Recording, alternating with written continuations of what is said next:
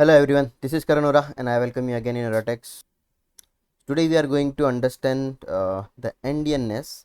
So, Endianness is a very important term in the embedded systems.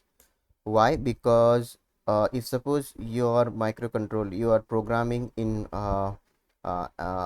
big Endian format and you are going to exchange that value with some other component which is following the little endian format, then you have to change the endianness of the value.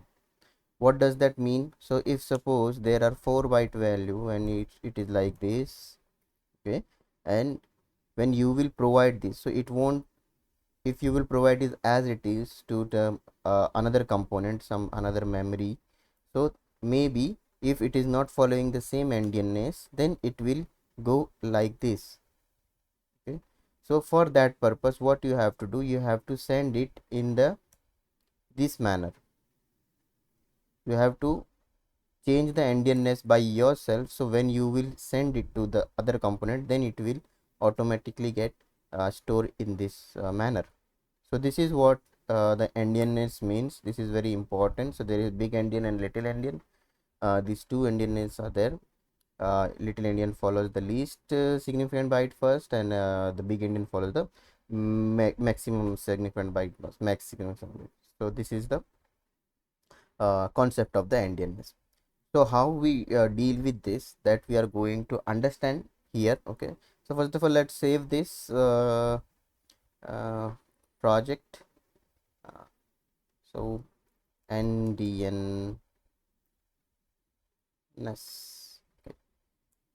So I saved it like Endianness, and let's make one function here which is a main function, and here we will require one variable to store a value. So I'm taking unsigned int a. Okay, so and suppose the same value which I just show you, so this value which we just saw, that we are going to change the endianness. So changing endianness means double 4, it will start with double 4 and end with double 1. So we will change the endianness. Okay, so we will do it with very efficient way without using any pointers at all or unions. So how we are going to do that? So let's do this. So I will use the same variable, no any other variable I am going to use to store, any temporary variable or something. So first thing what we will do, we will shift it by 24. So what does that mean? I will comment it here for you. So it will become like this: 0x 0 0 0 0 0 0 1 1. So we have shifted everything to here, so only the 1 1 is remaining over here. Okay, then after that what we will do, we will take this one, right, double 2. We have to shift double 2 to the here, just next to it. So we will shift it by 8 only. Okay, so once you will shift it by 8 bits, this will come here, but along with this, these values are also there, right? Only double 4 will get vanished, but it will become like this. Let me show you. So it will become like this. Okay, so it has come to the position where we want it, but there are other values also. So to remove these other values, what we are going to do, we will do the ending operation with 0x 0 0, again 0 0, and then double f, then 0 0. So if we will do this ending operation, then this both will become 0 0 and we will left with the value which we want here. Okay, so this is one thing. Okay, now next is what our target is, double 3. So double 3 we want in place of double 2. So for that we have to do the right shift, right? So we will do it right shift, and we have to right shift by 8 only. Okay,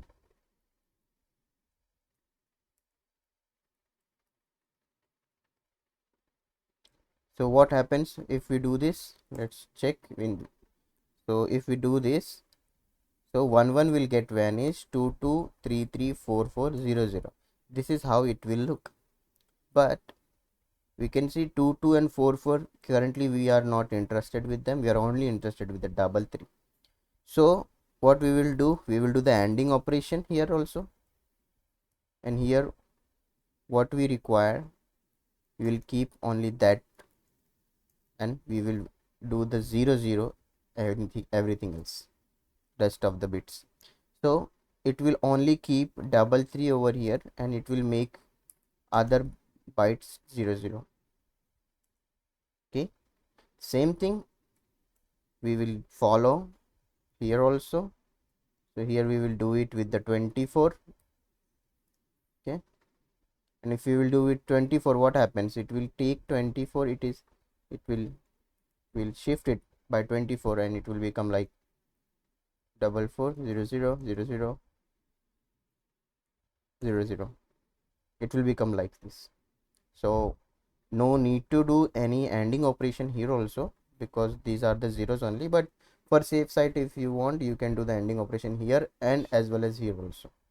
Okay, now we have prepared such bytes. Okay, now what we need to do, we need to join them, join 4 of them. So how we are going to join them, we are going to join them with the OR operation. So here I will put one OR. Okay, here we will take everything in the bracket. Here I will put another OR. This one also we will put in the bracket.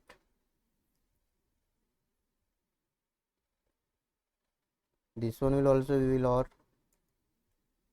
OR operation is here. Okay, then there will be a final bracket like this, and yeah, you can see here it is open and here it is closed. So this will be a final bracket. Okay, let's check if this works as expected or not, or we have done some mistakes. By compiling it, we can check. So I will use the percentage d, not percentage x format specifier, because I want to print it in the binaries, in the hex values, sorry. So let's print this and check if this works or not as expected. It says some problem is there. Printf in main expected a semicolon. Okay, this should be terminated with semicolon, right? So it is terminated with semicolon, and see, the value right now is totally reversed. So it is 44332211. So this is how you have changed the endianness without using any other variable or any pointers or something. So you have done with this single line. Okay, how single line I will show you. Like, this is the single line. If we will remove all the comments,